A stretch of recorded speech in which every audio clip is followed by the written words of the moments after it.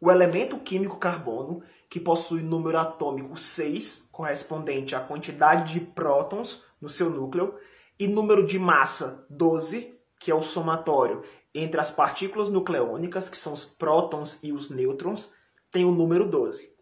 Esse elemento, o carbono, juntando-se com o oxigênio, o hidrogênio e afins, consegue formar substâncias como o dióxido de carbono, o monóxido de carbono, o gás metano e tantos outros, que podem reter raios infravermelhos, elevar o efeito estufa e causar o aquecimento global. Apesar disso, há pessoas que pensam o contrário. Estufa é a maior falácia científica que existe na história, né? Primeiro que ele é baseado num conceito científico que não existe.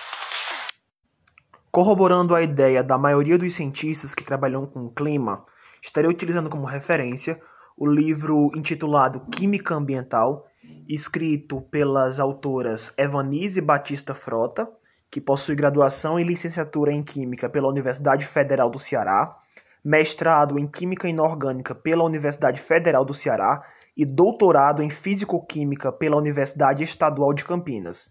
Atualmente é professora associada a nível da Universidade Estadual do Ceará e tem experiências na área de ensino de química, modalidade presencial e à distância, e atuando principalmente nos seguintes temas: educação, biocatálise, biorredutores, complexo e meio ambiente. E pela professora Nádia Maria Sales de Vasconcelos, que possui graduação em Engenharia Química pela Universidade Estadual do Ceará, graduada em Química Industrial pela mesma universidade, mestrado em Química pela Universidade Estadual de Campinas e doutorado em Química pela Universidade Estadual de Campinas. Atualmente é professora adjunta da Universidade Estadual do Ceará, tem experiência na área de Química com ênfase em métodos analíticos, atuando principalmente nos seguintes temas: plantas medicinais, determinações analíticas, metais, meio ambiente e resíduos químicos. Ela é membro da Academia Cearense de Química, na qual ocupa a cadeira de número 21 com o patrono Fritz Feig. O carbono, embora seja o 17º elemento em abundância na crosta terrestre, apresenta-se principalmente na forma de carvão, petróleo e diversos carbonatos, como calcários ou dolomita, totalizando cerca de 2 vezes 10 na 16 toneladas. No universo, a sua abundância é insignificante, uma vez que o hidrogênio ocupa o primeiro lugar com 92%, o hélio o segundo com 7% e o carbono, juntamente com outros elementos, compõe o restante do percentual, que é de 1%. O carbono se apresenta na natureza constituindo os compostos orgânicos existentes nas plantas e nos animais, assim como também combinado com elementos inorgânicos nas rochas e nos minerais.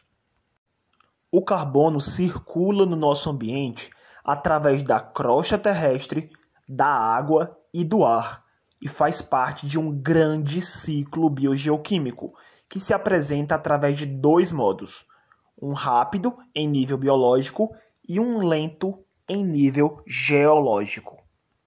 O ciclo rápido do carbono se caracteriza principalmente pela produção de CO2, pelo carbono existente na atmosfera em forma de outros gases, pelos organismos vivos compondo suas células, pelos compostos dissolvidos nos oceanos e em minerais carbonatados existentes no fundo dos oceanos.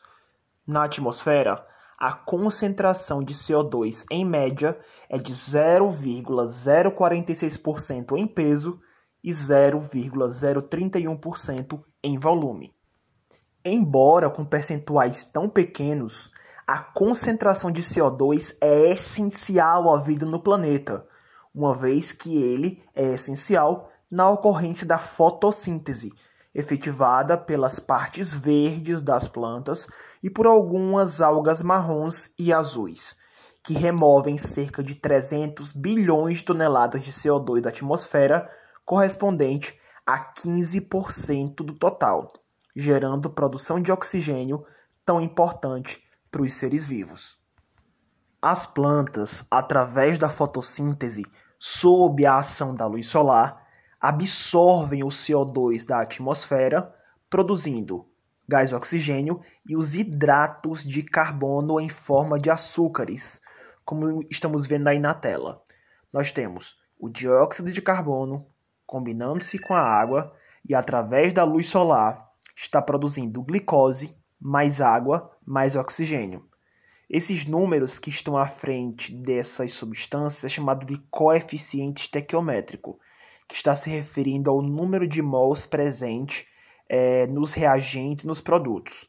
Nos reagentes nós temos 6 mols de gás carbônico, mais 12 mols de água, formando nos produtos 1 mol de glicose, mais 6 mols de água e 6 mols de gás oxigênio.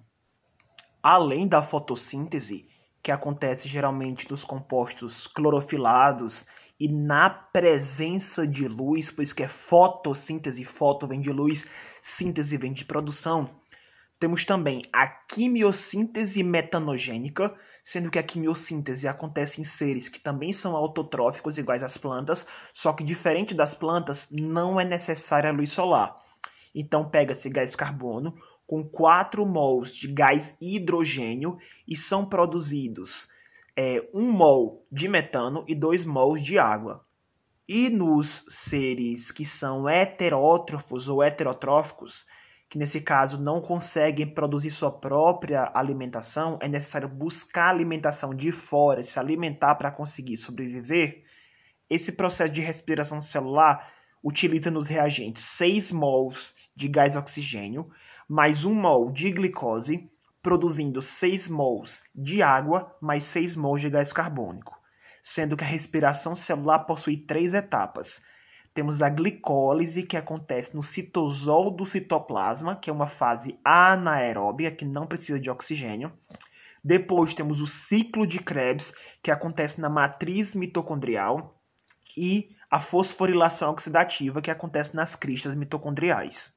O ciclo biológico do carbono se completa quando, em dias ensolarados, as plantas absorvem o CO2 do ar atmosférico, liberando o O2 e produzindo alimentos.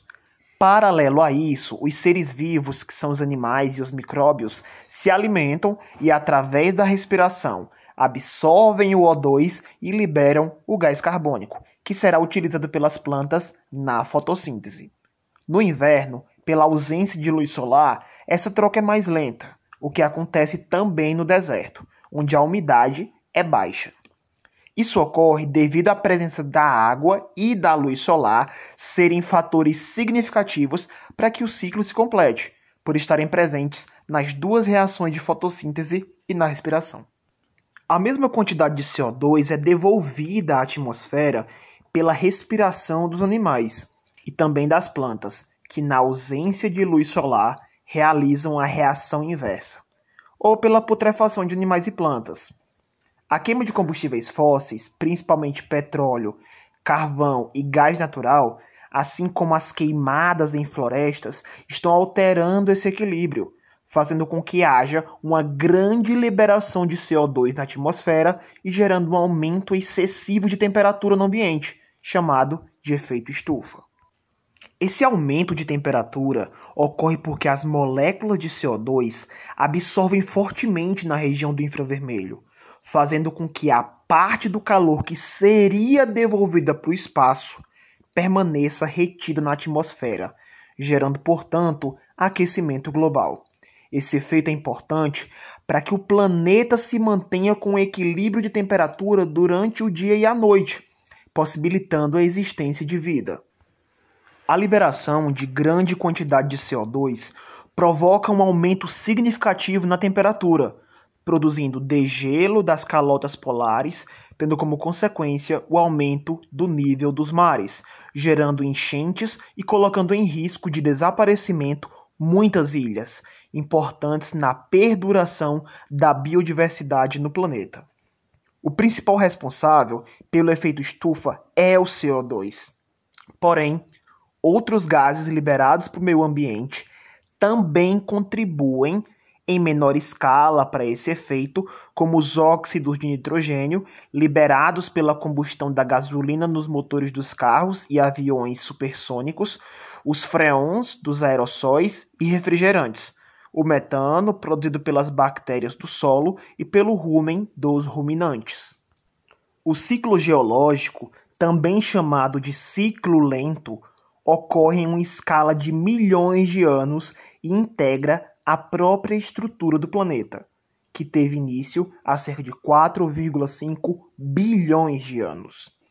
A grande maioria do carbono se encontra na litosfera, na forma pura, como grafite, diamante, ou combinado com outros elementos e compostos, principalmente o carvão, o petróleo e as rochas do tipo carbonatos. Através do processo de erosão, esses carbonatos são arrastados para os lagos, rios e oceanos e vão se acumulando ao longo dos anos, onde são arrastadas para o manto da Terra por um processo chamado de subdução, onde se encontram as placas tectônicas. Estas ficam sujeitas a grandes pressões e temperaturas debaixo da superfície da Terra, ocorrendo assim a fusão das rochas sedimentares, que nessa situação reagem com outros minerais, produzindo grande quantidade de gás carbônico. O CO2, juntamente com outros gases, é devolvido à atmosfera através das explosões vulcânicas, completando assim o ciclo. Tá, pessoal? Eu agradeço a todo mundo que ficou no vídeo até agora. Por favor, curtam, comentem, compartilhem e se inscrevam no canal. E até mais.